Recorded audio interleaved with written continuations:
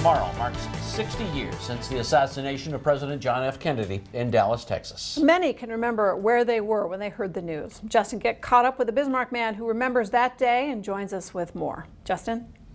Monica Allen, Rick Collin is a presidential historian, but perhaps one of his favorite topics to dive into is the Kennedy assassination. And though 60 years have passed, Collin says he's more interested than ever. At his Bismarck home, Rick Collin is reminiscing on a day that forever changed American history, the Kennedy assassination.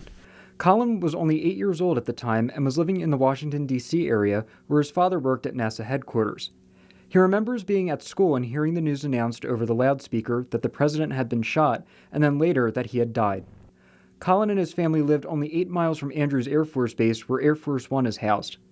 Collin can remember the news tracking Air Force One's arrival that night and what he and his family did when it was getting close to landing. It was about 6 o'clock at night, dusk. My brother, 14-year-old brother, and me, 8 years old, we went out on our front yard and we watched Air Force One fly over the house. You can still see those red lights flashing as it got ready to land at Andrews Air Force Base, and that's a powerful memory I've never forgotten. Although he was only a child, Collin understood the severity of the situation. He remembers all of the 24/7 news coverage in the days following the assassination and watching the funeral.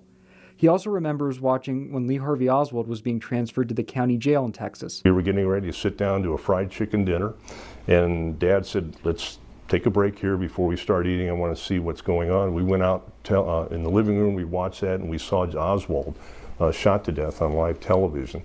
And that was unbelievable.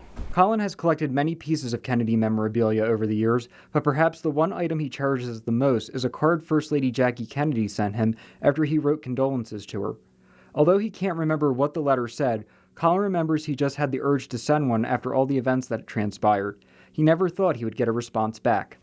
My entire family was surprised when we got this response from Jackie Kennedy, and we were very impressed. It was like, with all the things she's dealing with and all the letters that she had gotten, that my little 8-year-old boy's letter would be one of those that she'd respond to. As time went on, Collin got more and more interested in all things Kennedy.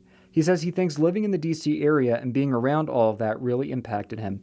He can remember getting involved with a group called STICA, which was students who investigate the investigation of the Kennedy assassination. We lobbied Capitol Hill for a reopening of the investigation.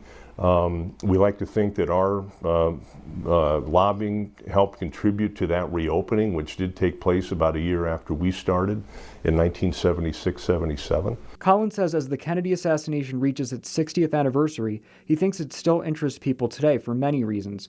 One in particular being the what-if factor. You know, he was running, just gearing up for re-election and running again. He wanted to get a second term, and of course he was killed.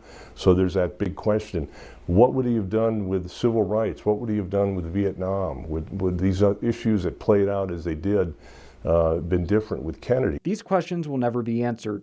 Some will just have to hold on to what was.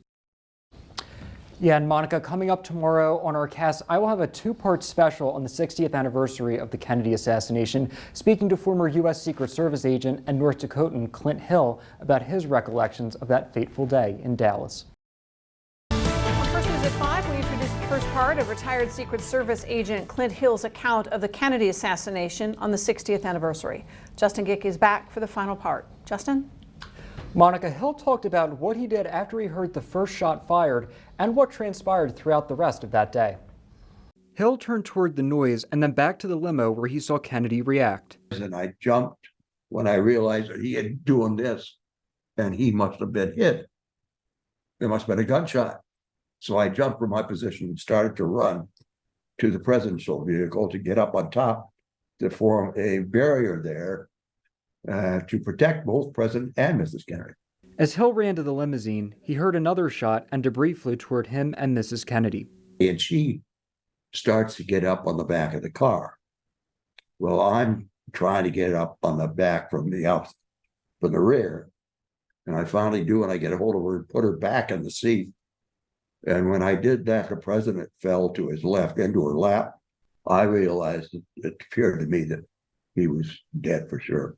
Hill turned to the follow-up car and gave the other agents a thumbs down and yelled at the limo driver to get them to Parkland Hospital. The whole ride over, Hill created a barrier over top the president and Mrs. Kennedy.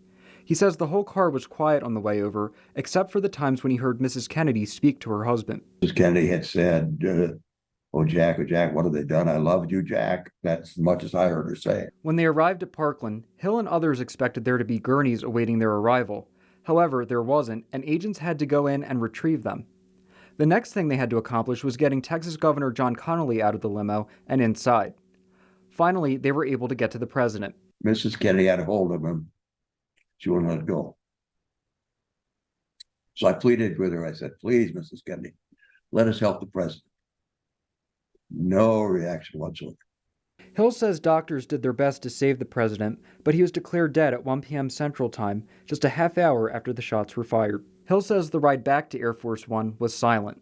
When they arrived back at Love Field, the president's casket was then unloaded. We, the agents, carried the casket up the steps to Air Force One, the rear door, to put it in that section of the aircraft. Mrs. Kennedy followed behind and sat right beside it. Before they could take off, Hill says they waited for a federal judge to arrive and swear in President Lyndon Johnson. Once they arrived in Washington, Hill says Attorney General Robert F. Kennedy came on board to accompany Mrs. Kennedy off the plane. People at Andrews were smart enough to put a hydraulic lift there to allow us to move the casket down instead of carrying it down a ramp or stairway. And that worked out very well. Hill says after the casket was placed in the ambulance, they continued to Bethesda Naval Hospital for the president's autopsy.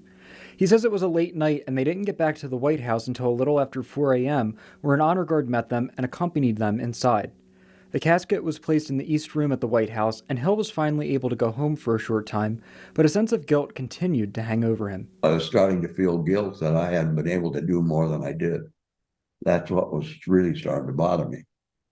And over the years, it just grew and grew and grew. 60 years later, Hill still feels that guilt, and the events from that day still haunt him.